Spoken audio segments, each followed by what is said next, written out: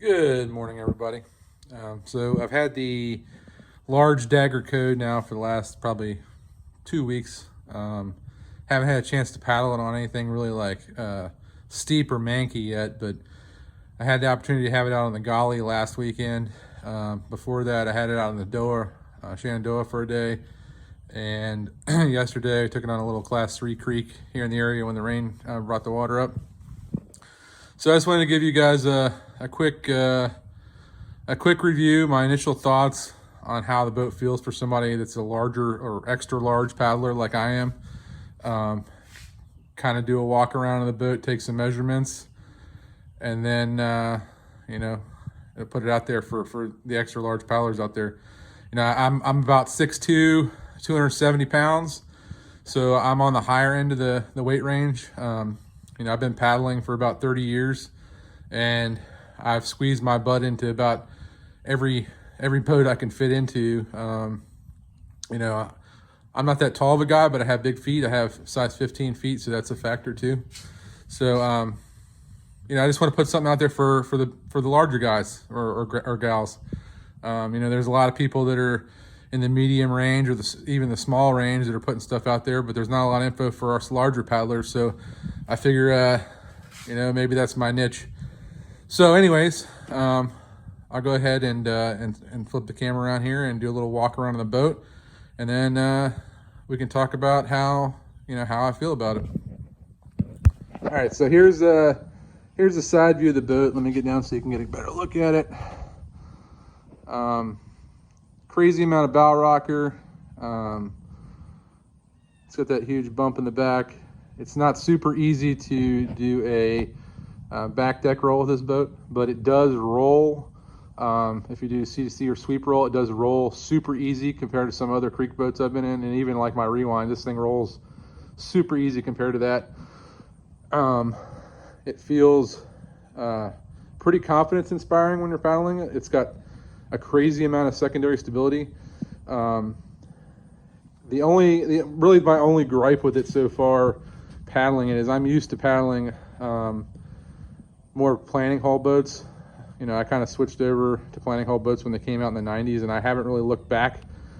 I never liked displacement hull, because like when you're surfing or if you're trying to set up a line, it just doesn't engage as well.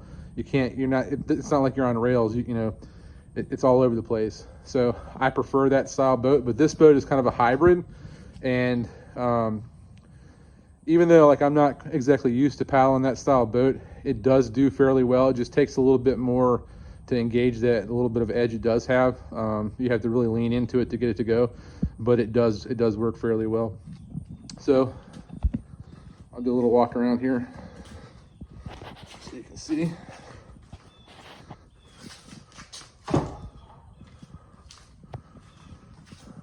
And then I'll flip the boat over and we can look at the hull.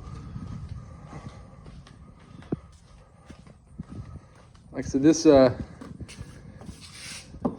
stern back here, the volume on it does make it kind of hard to do a back deck roll because it's just in the way. But it's nice if you want to take a break, you can lean back on it. It's like being in a recliner almost.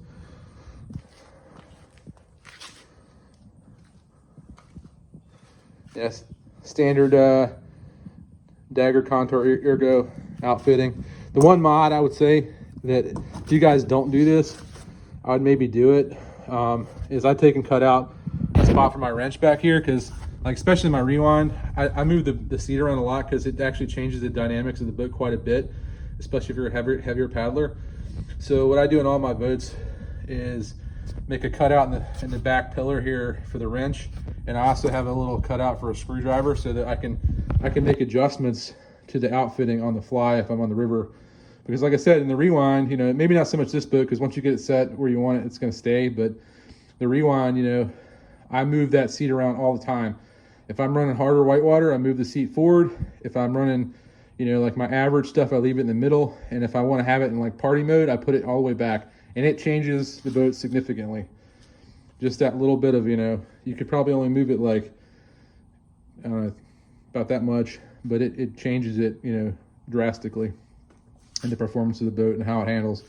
So that's a little tip that I do. I don't know, something easy, and you know, you have access to your wrench anytime you need it on the river. And you know, these boats, they have a tendency to have screws and stuff come loose, so if it happens while you're on the river, you got it right there with you. Okay, so I couldn't balance the boat up on the stand like I had it before, upside down, because the cockpit's just too big, but we'll go ahead and take a look at the hull on this thing now. As I said, it's more of a hybrid style hull. It does have the rail on here, but it's mostly rounded and displacement on the bottom. So like I said, if you want to engage that edge on here, you really got to lean into the boat and get the boat to engage those rails. Super stable though. Like I said, the secondary stability on this thing is ridiculous. Like, you can have it almost flip over on you, throw a low brace, and you're not going to go anywhere. So that chine comes up, kind of starts petering out about right here. So you got about 1.5 foot of the bow that's a full displacement. So front surfing this thing and like really trying to like engage the front end of it, you know, like I said, you're not on rails up there. It wants to get loose on you because it doesn't have those rails and stuff. So it doesn't front surf super well. This thing does spin really well though. Like, if you get it on a wave and you start side surfing it, you can get spins in it like crazy because the amount of rocker it's got, and it does really well surfing. Like, a lot of big boats, I don't like getting stuck in a hole in because they're hard to get out of there because of all the volume. This boat, I think if you were to get stuck in it, you'd have a pretty good chance of surfing your way out of it, unlike some of the other ones, because it does have that little bit of a rail on it. And you know, it's got so much rocker, like you can spin it, like I said. So I think you can maneuver your way out pretty easily. But like I said, on the front end here, that rail doesn't really start, you know, until about right here. Good idea. And then it comes back. It does go back pretty far, which is nice because you can lean back in the boat. I don't know how this thing, I haven't really moved the seat around too much in it yet. It may actually perform a little better with the seat back. I typically don't like that at my weight because then it's harder when you weigh more and you move the seat back because the boat doesn't necessarily perform as it's intended to. But with this thing, with the rails going back as far as they do, it might actually perform a little bit better. And I've heard that with the smaller ones too. I know they're completely different boats, but that may be why people are having better luck, because that edge does go back further on the stern. And I actually may like it better like that too, because like I said, I like the planning hole style boats better. So if I could engage that rail a little bit more with the seat back, but I have not done that yet, so maybe something in the future to look at. But it kind of gives you an idea of the hull though. Like I said, it's super stable, very confidence inspiring, like just super stable and easy to roll because of the shape of the hull. So let's take a couple measurements here and kind of see what the amount of bow rocker we have going on is. I'm going to measure it to the center of the bow here. So as you can see, we've got about 17.5 inches of bow rocker, which is pretty crazy. That's a pretty good amount. Stern rocker, let's see, is looks to be about like a 12.5 inches on stern. This thing's got a pretty wide stern on it too. Let's see, for one of these type of boats, it's about 8.5 inches or so, maybe 9. So, and then I'll get to some of the other specs here. I'll read them off the sheet here, but yeah. So as I was saying, my initial impressions of the boat, I think this boat is a great design. I think that Dagger probably kind of hit this one out of the park as far as like a good all around creek boat. You know, it may not be quite as sporty as like the Scorch because it doesn't have those rails on the bottom, and it doesn't have that edge on the bottom like that boat does. But I think this thing is going to do great on pretty much anything you put it on. I think it was mainly designed for like the southeast type rivers, like, you know, the bigger stuff like the Green and things like that, where, you know, you want to be able to have big boofs and, you know, have enough speed, but then the boat kind of slows down as you pop through stuff. So I think that's kind of what this boat was designed for, but it does well on stuff like the Golly and the New too. So all around, I think this is going to be a great boat for Dagger.